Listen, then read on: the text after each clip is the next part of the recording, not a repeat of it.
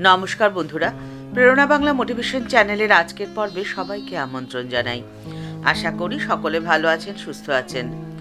আজকের ভিডিওতে এমন 3টি উপায়ের কথা আপনাদের সাথে শেয়ার করে নেব, যে 3টি কথা আপনি যদি মেনে চলতে পারেন তাহলে কোনো শত্রু আপনার কোনো ক্ষতি তো করতে পারবেই না, তারা আপনার পায়ে পড়তে বাধ্য হবে। কি সেই 3টি উপায়?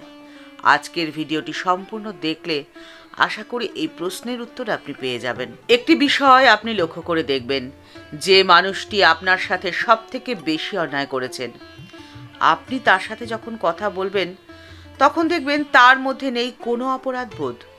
আর এটাই বোধহয় জীবনের সবথেকে কঠোর সত্যি, যা মেনে নেওয়া খুব কঠিন। আপনি নিঃসন্দেহে নিঃস্বার্থভাবে সবাইকে ভালোবাসবেন, কিন্তু নিজেকে সম্পূর্ণ নিঃশেষিত হয়ে যাওয়া থেকে আপনাকেই রক্ষা করতে হবে নিজেকে। আর সেজন্য প্রয়োজন আত্মপ্রেমের। নিজেকে ভালোবাসতে হবে। আপনি অন্যের জন্য যখন কষ্ট পাবেন বা দুঃখ পাবেন, সেই কষ্টের অনুভব একান্তই আপনার। আপনার কষ্টে কষ্ট পান আপনার অন্তরাত্মা। এই কথাটি যে আপনাকে মনে রাখতে হবে। তাই দিন শেষে একবার নিজেকে ভালো করে আয়নায় দেখবেন তো, আর নিজেকে বলবেন আপনি কতটা মহান, কতটা সুন্দর আর কতটা ভালো। ঠাকুর রামকৃষ্ণ পরমহংসদেবের এই কথাটি আপনাকে মনে রাখতে হবে জীবনের প্রতিটি ক্ষণে, প্রতিটি মুহূর্তে। ঠাকুর বলছেন, ঈশ্বরের কৃপাতে আমাদের অস্তিত্ব, সকল জীবের মধ্যেই তো তিনি প্রকাশিত, তিনিই সব, সকলের মধ্যেই তিনি। এই জগতে আমরা মহাসমুদ্রের একটি বিন্দু মাত্র।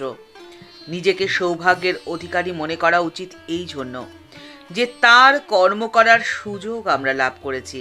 তাই আপনার সাথে যে বা যারা অন্যায় করলো, আপনাকে কষ্ট দিল, দুঃখ দিল, যন্ত্রণা দিল, তাদের কথায় বা কাজে আপনি কখনো কষ্ট পাবেন না। কারণ আপনি যদি কষ্ট পান তাহলে আপনার অন্তরাত্মাও কষ্ট পাবে। আপনাকে সবসময় নিজেকে ভালো রাখতেই হবে। আর আপনার ভালো থাকা বা আপনার নিজেকে ভালো রাখার মধ্যেই রয়েছে আপনার শত্রুদের পরাজয়। কিন্তু নিজেকে আপনি ভালো রাখবেন কি করে? মা বলছেন, তুমি যে কোনো কাজই করো না কেন, প্রত্যেকটি কাজকে ঠাকুরের পুজো মনে করবে, তাহলে সেই জ্ঞান পাকা হয়ে যাবে। আর তখন তুমি যে কাজই করো না কেন, প্রত্যেকটি কাজ যোগে পরিণত হয়ে যাবে। নিজেকে ভালো রাখার জন্য যে 3টি কাজ আপনাকে করতে হবে, তার মধ্যে প্রথম যে কাজটি হলো, সেটি হলো অভ্যাস। জীবন বদলের শক্তি লুকিয়ে থাকে অভ্যাসের মধ্যে দিয়ে। সঠিক অভ্যাসই জীবনকে সুন্দর এবং অর্থবহ করে তোলে। আপনার যারা খারাপ চায়, আপনার যারা শত্রু, আপনি খারাপ থাকলেই কিন্তু তাদের আনন্দ, তাদের জয়। তাই আপনার শত্রুদের পদানত করতে আপনাকে ভালো রাখতেই হবে নিজেকে। আর এর জন্যে আপনাকে অভ্যাস তৈরি করতে হবে, ভালো থাকার অভ্যেস। শ্রী শ্রী মা তখন জয়রামবাটিতে, আষাঢ় মাসের এক সন্ধেবেলায়। তখন ভক্তগণের প্রণাম হয়ে গেছে। সেদিন সকালবেলায় কয়েকজন প্রণাম করতে এসে শ্রী মায়ের এক সন্তান সম্পর্কে কিছু কটূক্তি করে মাকে কিছু কথা বলে গেছে। সেই কথার উল্লেখ করে শ্রীমা স্বামী ঈশানানন্দজিকে বলছেন, আমার কাছে তার দোষের কথা তারা বললে, আচ্ছা তখন এরা সব কোথায় ছিল? সে আমার কত সেবা করেছে।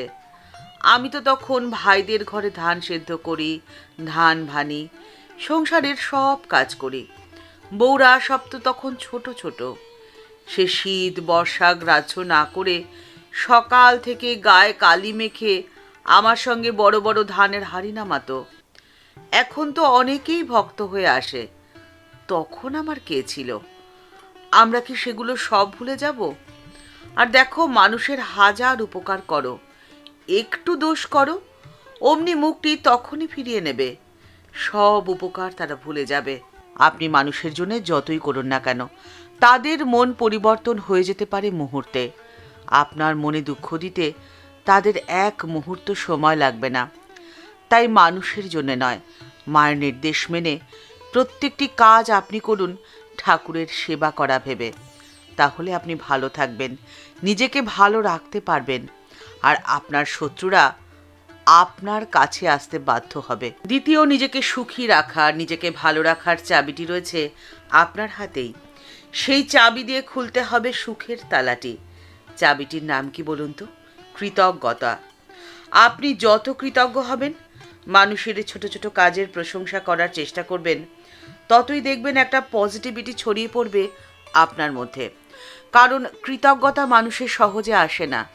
কৃতজ্ঞতা তখনই আসে যখন একটি মানুষ সন্তুষ্টি লাভ করে। পজিটিভ সাইকোলজির গবেষণা এটাই প্রমাণিত হয়েছে যে সুখের সাথে কৃতজ্ঞতার ভাবটি অঙ্গাঙ্গিভাবে জড়িত। কৃতজ্ঞতা বোধ মানুষের মধ্যে অনেক বেশি ইতিবাচক আবেগ তৈরি করে রাখে, যা তার শারীরিক উন্নতিতেই শুধু নয়, প্রতিকূল পরিস্থিতির মোকাবিলা এবং সুসম্পর্ক তৈরি করতেও সাহায্য করে।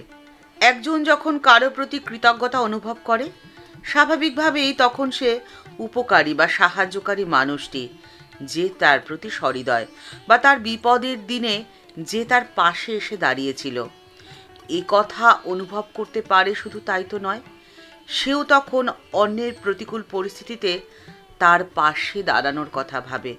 এইভাবেই মানুষের সাথে সে একটা সুসম্পর্ক তৈরি করতে পারে ধীরে ধীরে। আবার কৃতজ্ঞ মানুষদের আত্মমর্যাদা থাকে অনেক বেশি। তারা যখন অনুভব করে যে তাদের জীবনে চলার পথে বহু মানুষ রয়েছে যাদের কাছ থেকে সে কিছু পেয়েছে, তখন তার আত্মমর্যাদা অনেক গুণ বেড়ে যায়। কারণ তখন সে ভাবে যে এই সমাজে তার একটা গুরুত্ব রয়েছে। শ্রীমা তখন দক্ষিণেশ্বরে এক দুধওয়ালা তার অতিরিক্ত দুধ শ্রীমায়ের কাছে দিয়ে যেতেন ঠাকুরের ব্যবহারের জন্য। আর তিনি বলতেন, মন্দিরে দিলে পুরোহিতরা তার সদ্ব্যবহার করবে কিনা সেই নিয়ে তার সন্দেহ রয়েছে, কিন্তু এখানে দিলে সে ঠিক জানে যে সে যে উদ্দেশ্যে দুধটা দিচ্ছে সেই দুধের যথোপযুক্ত ব্যবহার হবে। তার যে জন্যে বা যার জন্যে দুধটি দেওয়া, তার কাজেই দুধটি লাগবে। শ্রীমাও তাকে কখনো খালি হাতে ফেরাতেন না। ফল মিষ্টি কিছু না কিছু তাকে প্রতিদিনই দিতেন। আপনার শত্রুকে দমন করার আর নিজেকে ভালো রাখার তৃতীয় উপায়টি কি বলুন তো? আপনাকে দাতার আসন গ্রহণ করতে হবে। আপনি দাতার আসন গ্রহণ করুন, গ্রহিতার নয়। আপনি মানুষকে দিন ভালোবাসা, আপনার দয়া, আপনার সহযোগিতা। আপনি যত পারবেন, আপনার সাধ্যের যতটুকু সম্ভব আপনি দিয়ে যান, কিন্তু বিনিময়ে কিচ্ছু চাইবেন না। কারণ দেওয়ার ক্ষমতা নেই এই জগৎ সংসারের কারোর কাছে। সবাই তার হাত দুটি পেতেই রয়েছে। দিতে পারেন একমাত্র ওপরওয়ালা। ঠাকুরের নির্দেশ, কারোর কাছে চিত হাত করো না। আপনি যদি এই নির্দেশ মেনে চলতে পারেন, তাহলে আপনি দেখবেন যে ওপরওয়ালা আপনাকে আপনার চাহিদার থেকেও অনেক বেশি দিচ্ছেন। আপনার ঝুলি ভরে গেছে। আর আপনার এই ভালো থাকা, আনন্দে থাকা, সুখে থাকা আপনার শত্রুদের আপনার পায়ে পড়তে বাধ্য করবে। ঠাকুরমা ও স্বামীজির চরণে প্রণাম জানিয়ে আজকের পর্ব এই পর্যন্তই। দেখা হচ্ছে পরের পর্বে। এই পর্বের উপস্থাপনা যদি আপনাদের এতটুকু ভালো লেগে থাকে, তাহলে তা অনেকের মধ্যে ছড়িয়ে দিয়ে প্রত্যেকের জীবনকে উন্নত করতে আপনি আপনার সামান্যতম অবদান রেখে যেতেই পারেন। এই ভিডিওর নিচে একটি থ্যাঙ্কস অ্যাপের বাটন রয়েছে। সেই বাটনটি ক্লিক করে আপনার যেমন ইচ্ছে, যেভাবে ইচ্ছে আমাদের চ্যানেলটিকে এগিয়ে যেতে আমাদের পাশে আপনি থাকতে পারেন। সবাই ভালো থাকবেন, সুস্থ থাকবেন। দেখা হচ্ছে পরের পর্বে। নমস্কার।